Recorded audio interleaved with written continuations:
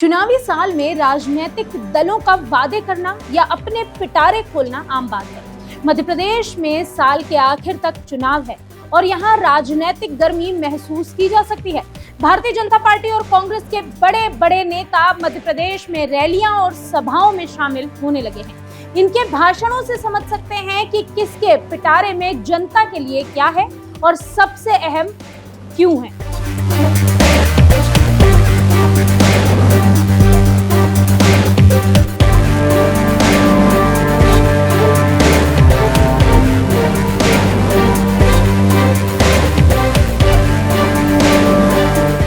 राजनीतिक दलों के वरिष्ठ नेता चुनावी प्रचार में कोई कसर नहीं छोड़ रहे हैं। जनता को अपने पक्ष में करने की कवायद में सभी जुटे हुए हैं। एक तरफ भारतीय जनता पार्टी विकास के दावे और मोदी के चेहरे के साथ मैदान में है, तो वहीं राहुल गांधी ओबीसी कार्ड खेल रहे हैं। चाहे संसद हो या कोई सभा, राहुल गांधी का बस एक ही आलाप है, ओबीसी। सब लोग कहते हैं हिंदुस्तान में ओबीसी है, दलित है, जनरल है, आदिवासी हैं, मगर जब हम सवाल पूछते हैं ओबीसी कितने हैं, जनरल कितने हैं, दलित कितने हैं, आदिवासी कितने हैं, कोई जवाब नहीं दे पाता। देखो मैं पूछता हूं भैया ओबीसी कितने हैं हिंदुस्तान में, कोई नहीं दे सकता। तो मैं ये कह रहा हूं कि अब वो समय आ गया है कि हमें हिंदुस्तान का एक्सरे करना है।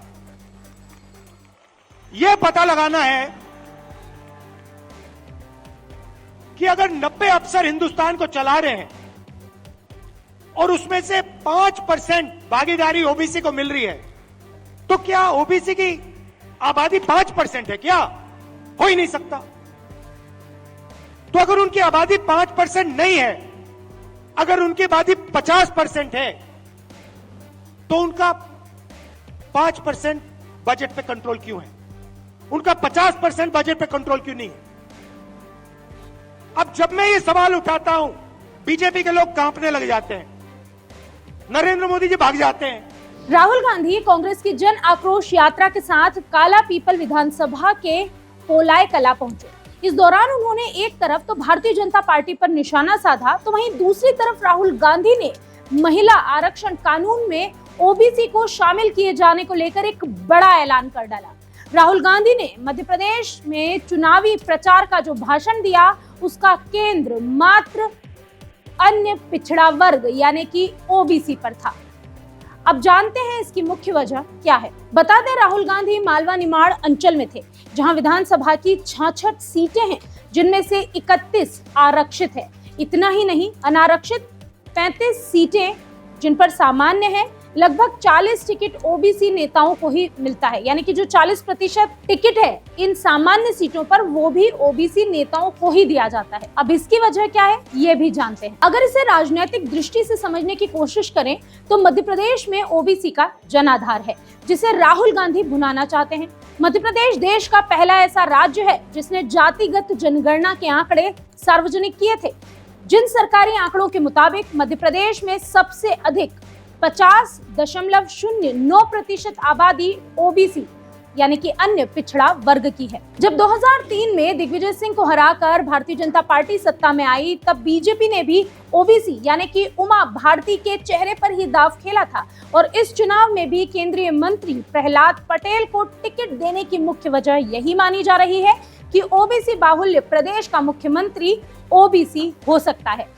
अगर हम 2018 के विधानसभा चुनाव पर नजर डालें तो मालवा निमाड़ की 35 जनरल सीटों पर भी भारतीय जनता पार्टी और कांग्रेस दोनों पार्टियों ने ओबीसी के 14 उम्मीदवार उतारे थे और ओबीसी उम्मीदवार जीते भी थे। राहुल ने काला पीपल में दिए अपने भाषण में देश भर में ओबीसी की आबादी 50% से ज्यादा बताई। राहुल के इस भाषण के सियासी मायने हैं।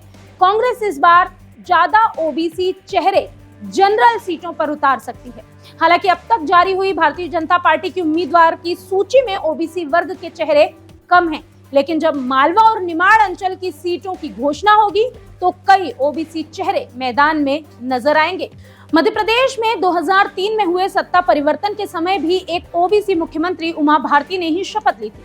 बीजेपी ने भी सत्ता के ताले को ओबीसी की चाबी से ही खोला था। अब राहुल गांधी इसी चाबी से देश और राज्य में अपनी सरकार बनाना चाहते हैं। हालांकि मध्य प्रदेश में जिस चेहरे के दम पर कांग्रेस मैदान में है वो चेहरा ओबीसी नहीं है, यानी कि कमलनाथ। और कहीं ना कहीं ये कांग्रेस के दोहरेपन की और दोगलेपन की एक मिसाल भी हो सकती है। वीके न्यूज मध्य प्रदेश छत्तीसगढ़, दिल बोलेगा देश सुनेगा।